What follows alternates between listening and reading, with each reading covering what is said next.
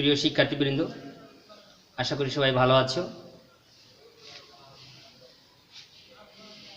অষ্টম শ্রেণীর গণিত অনলাইন ক্লাসে তোমাদের সকলকে স্বাগতম।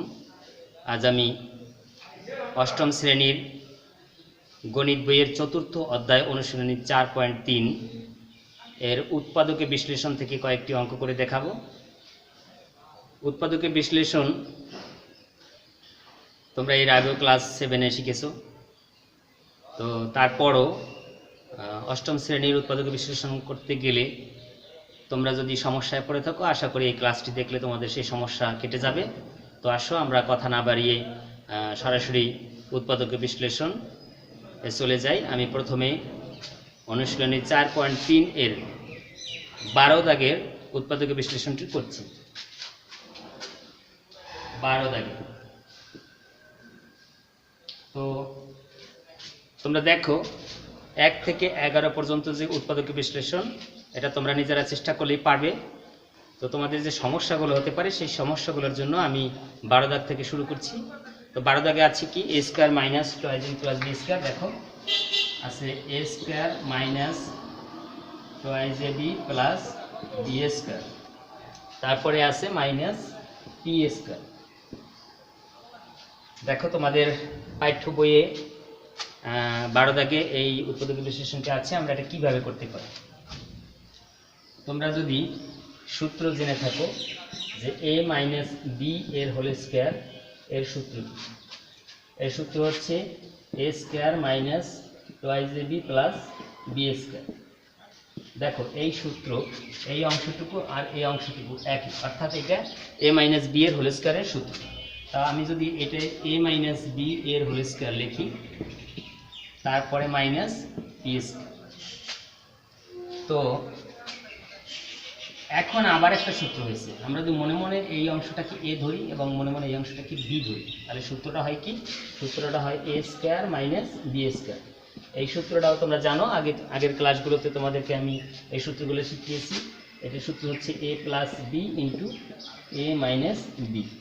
যদি এই অনুযায়ী এই সূত্রটাকে বসাও, অর্থাৎ এখানে দুইটি ব্র্যাকেট আসবে, তারপরে প্রথম অংশ a minus b, a minus b, তারপরে যে মাইনাস একবার আসবে প্লাস p আর একবার আসবে মাইনাস p। তো এই হচ্ছে 12 দাগের উৎপাদক বিশ্লেষণ। দেখছো খুব ইজি, খুবই ইজি এই উৎপাদক বিশ্লেষণগুলো। যদি তোমরা সূত্রগুলো জানো, সূত্রগুলো পারো, তাহলে অবশ্যই এই উৎপাদক বিশ্লেষণ তোমাদের কাছে খুব সহজ হয়ে যাবে। তো এরপরে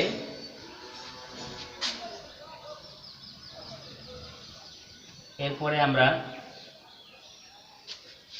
13 দাগের উৎপাদক বিশ্লেষণটি দেখাই। 13 দাগের উৎপাদকে আছে কি, 13 দাগে আছে 16 মানে 16y square minus a square minus 6a minus 9। এই হচ্ছে 13 দাগের উৎপাদক বিশ্লেষণ। দেখো এই উৎপাদক বিশ্লেষণটি আমরা যদি এখানে এই যে 16y স্কয়ার নিয়ে তারপরে মাইনাসটাকে কমন নিয়ে যাই, মাইনাসটাকে যদি আমরা কমন নিয়ে যাই, তাহলে এই অংশটার সাইন পরিবর্তন হয়ে যাবে। কি হবে, a square plus 6a plus 9। তো এই অংশটাকে, এটা একটা সূত্র হতে পারে। দেখো আমি দেখাই, তোমরা যদি কেউ a প্লাস b এর হোল স্কয়ারের সূত্র জানো, এই সূত্র a square minus plus 2ab plus b square. আচ্ছা, এখানে যদি আমি a প্লাস 3 এর হোল স্কয়ার লিখি, তাহলে কি হয় দেখো, আসে কি a square plus 2 into a into 3 plus 3 square.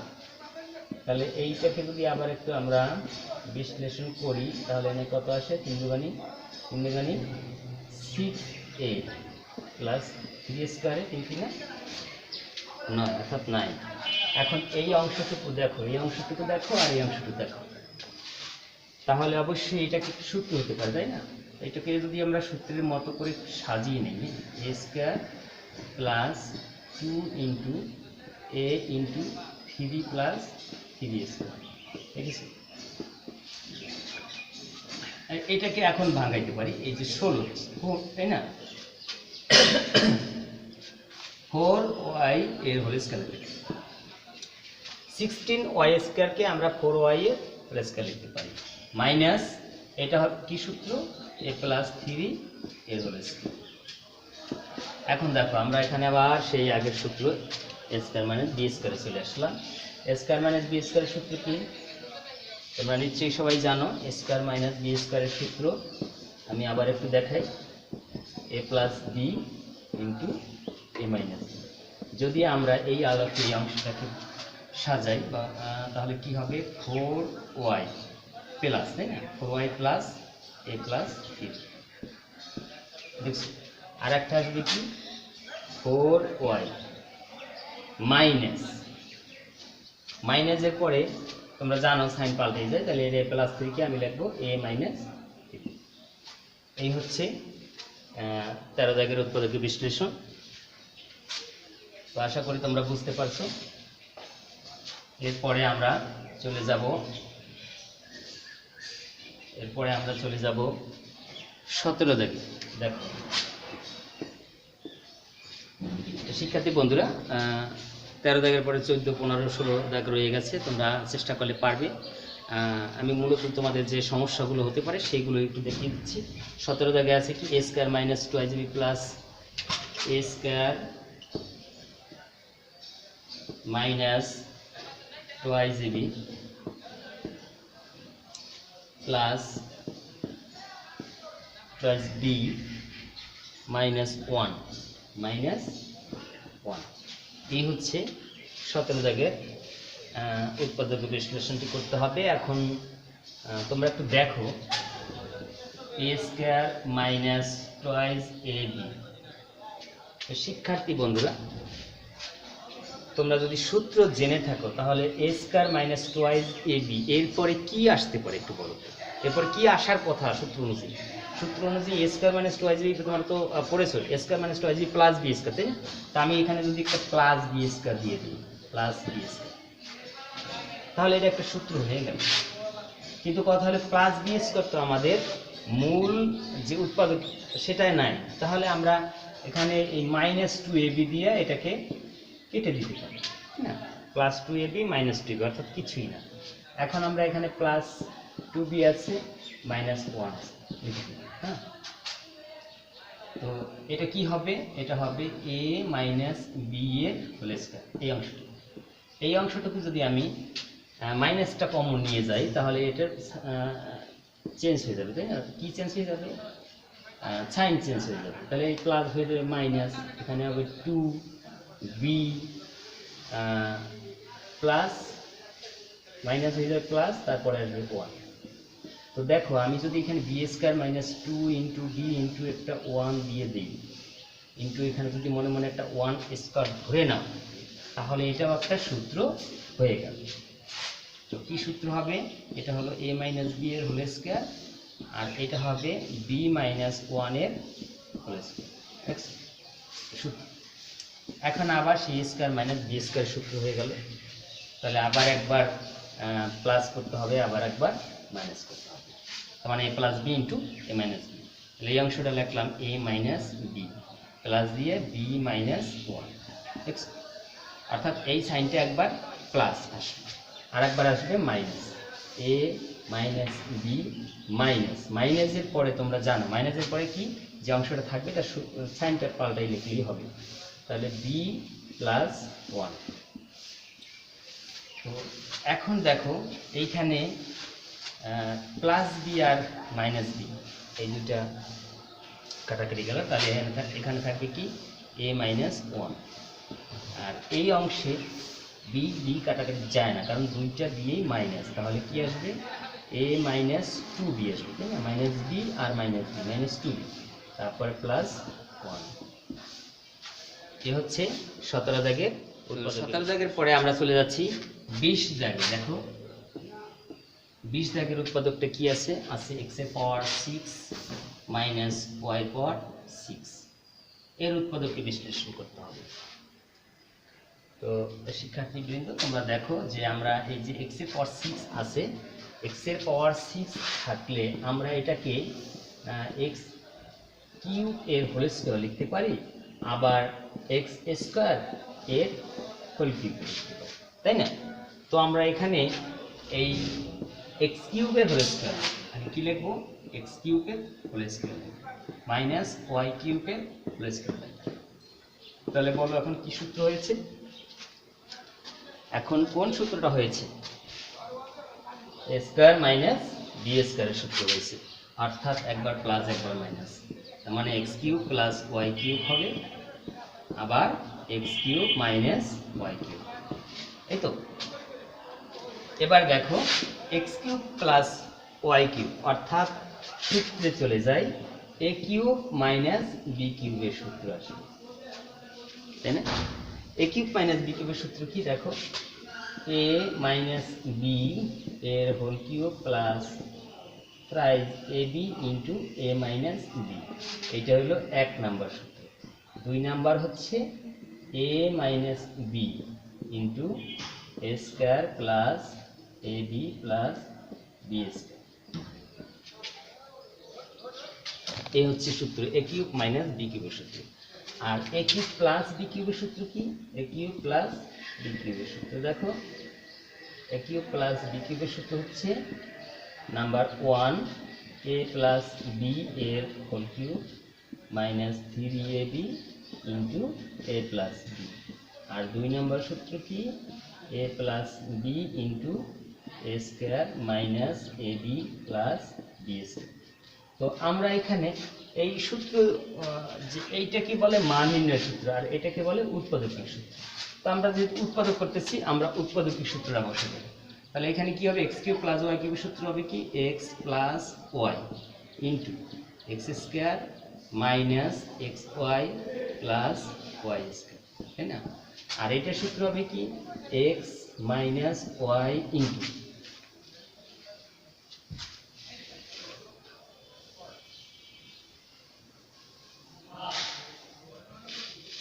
x minus y into x square plus xy plus y square।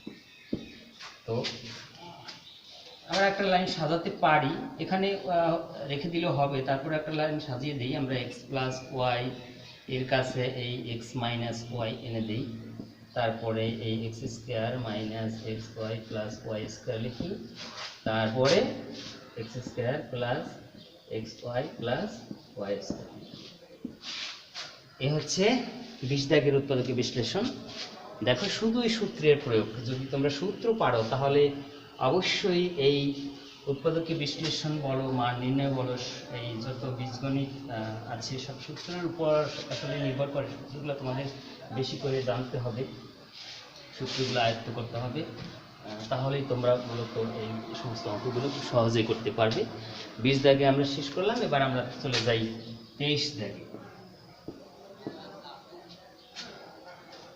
তো 23 দাগে আছে কি, x square plus 14x plus, মধ্যের রাশিটাকে ভাঙাতে হবে। তো ভাঙানোর কত নিয়ম আছে এটা তোমাদের একটু শিখতে হবে, ভালো করে এটা শিখতে হবে যে এই মধ্যের রাশিটা আমরা কিভাবে ভাঙাবো, নিয়মটা কি।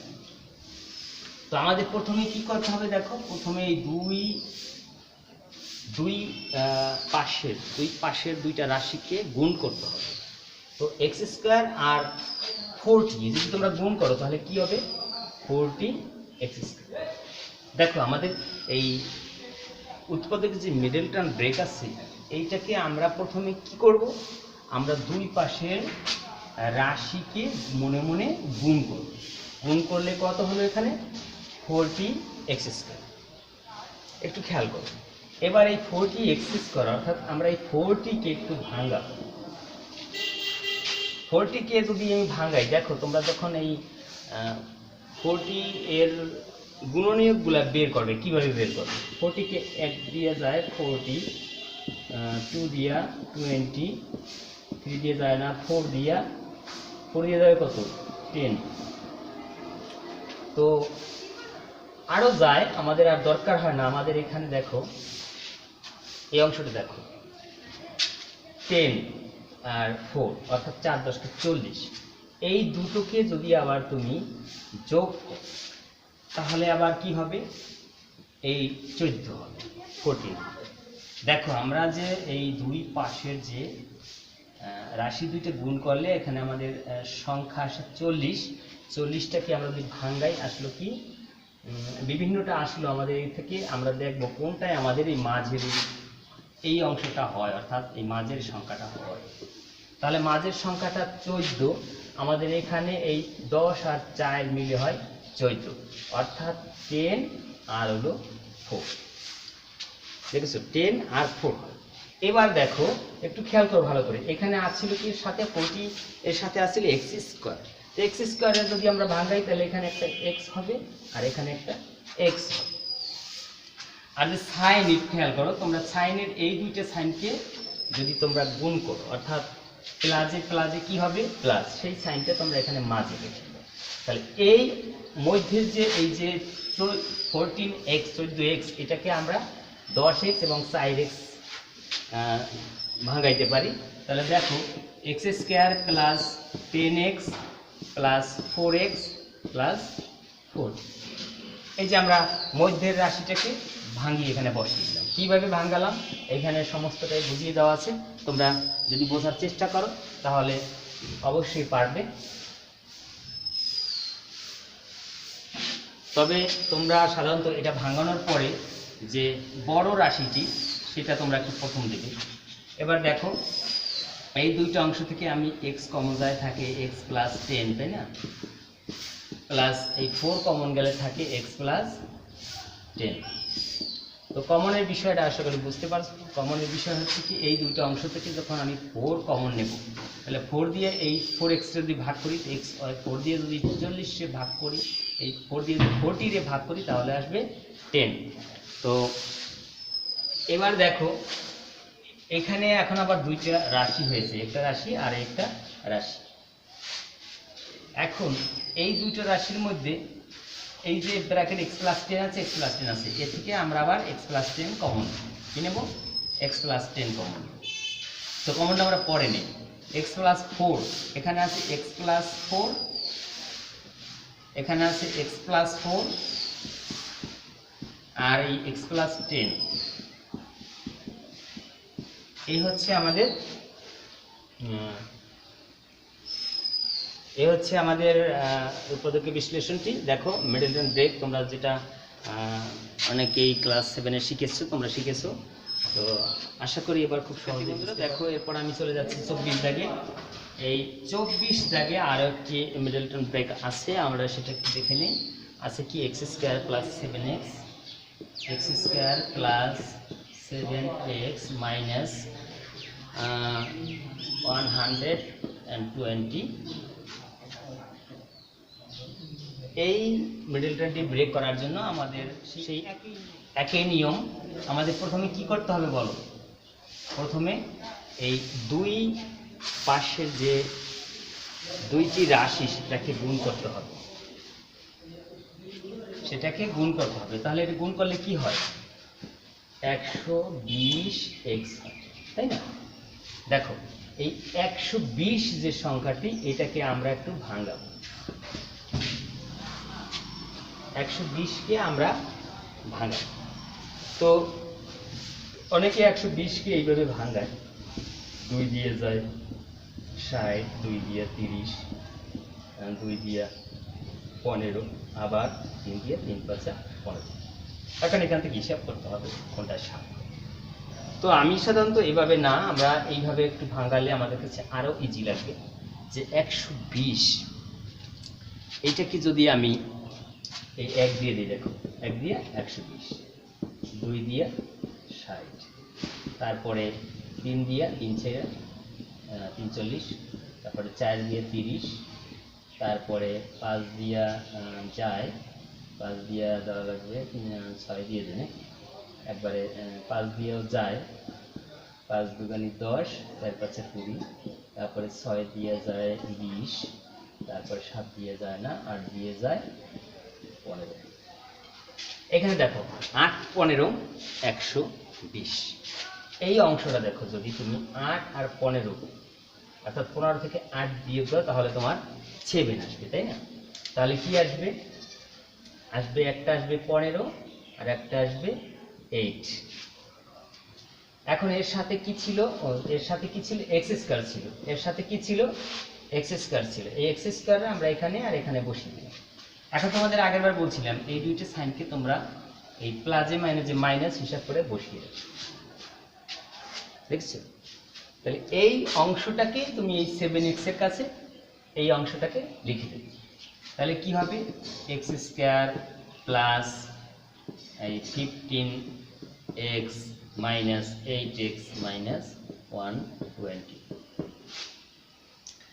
এবার দেখো এই দুইটির মধ্যে কি কমন যায়? x কমন যায়, থাকে x প্লাস 15 মাইনাস এই দুইটার মধ্যে থেকে 8 কমন যায়, থাকে x প্লাস 15। দেখো এরপরে এই যে x প্লাস 15 আর x প্লাস 15 এই দুইটা আবার দুইটা রাশি থেকে কমন যায়, তাই না? আর এখানে থাকে x আর এই মাইনাস 8। আমি x মাইনাস 8টাকে আগে লিখি, তারপরে x প্লাস 15। এই হচ্ছে। এবার আমরা 25 দাগের উৎপাদকে বিশ্লেষণটি করছি। 25 দাগে আছে কি? x square minus 51x plus 625। তো আমরা 26 আর 25 লিখলাম, এর সাথে x স্কয়ারের একটা x এখানে দিলাম আর একটা x এখানে দিলাম। এবার এই সাইন প্লাসে মাইনাসে মাইনাস, এই সাইনটা এখানে দিলাম। তো দেখো আমাদের অটোমেটিক ভাঙানো হয়ে গেল। কেমন? মাইনাস 26x, তারপরে মাইনাস 25x, তারপরে প্লাস 650। বুঝেছো? এবার আমরা যদি x কমন নেই, থাকে x মাইনাস 26 মাইনাস 25 যদি আমরা কমন নেই, তাহলে x প্লাসে মাইনাসে মাইনাস 26। তাহলে কি আসলো? x মাইনাস 25 একটা আর x মাইনাস 26 একটা। দেখেছো খুব সহজে এই মিল্টন ব্রেক আমরা কিভাবে করতে পারি। তো শিক্ষার্থী বন্ধুরা, আশা করি তোমরা এই উৎপাদকের বিশ্লেষণগুলো করতে সক্ষম হবে খুব সহজে। এরপরে বাকি যে উৎপাদকের বিশ্লেষণগুলো থেকে গেল, তোমরা চেষ্টা করবে বাড়িতে বসে। যদি তোমাদের সমস্যা হয় তাহলে আমি উৎপাদকের বিশ্লেষণ সম্পর্কে আরেকটি ক্লাস নেব। তখন তোমরা তোমাদের এই কমেন্টগুলো যদি আমি পাই যে কোন দাগের উৎপাদকের বিশ্লেষণ তোমাদের সমস্যা হতে পারে, কিংবা তোমাদের সেই উৎপাদকের বিশ্লেষণগুলো দেখানো প্রয়োজন হতে পারে, তোমরা অবশ্যই কমেন্ট বক্সে আমাকে জানিয়ে দেবে। আমি উৎপাদকের বিশ্লেষণ নিয়ে এরপরে আরেকটি ক্লাস করব, সেই সময় তোমাদেরকে সেই সম্পর্কে ধারণা দেব। তোমরা সবাই ভালো থেকো, সুস্থ থাকো, নিজের প্রতি খেয়াল রেখো, পরিবারের প্রতি খেয়াল রেখো। তোমাদের সকলের দীর্ঘায়ু এবং সুস্বাস্থ্য কামনা করে আজকে ক্লাস এখানে শেষ করছি। ধন্যবাদ সবাইকে।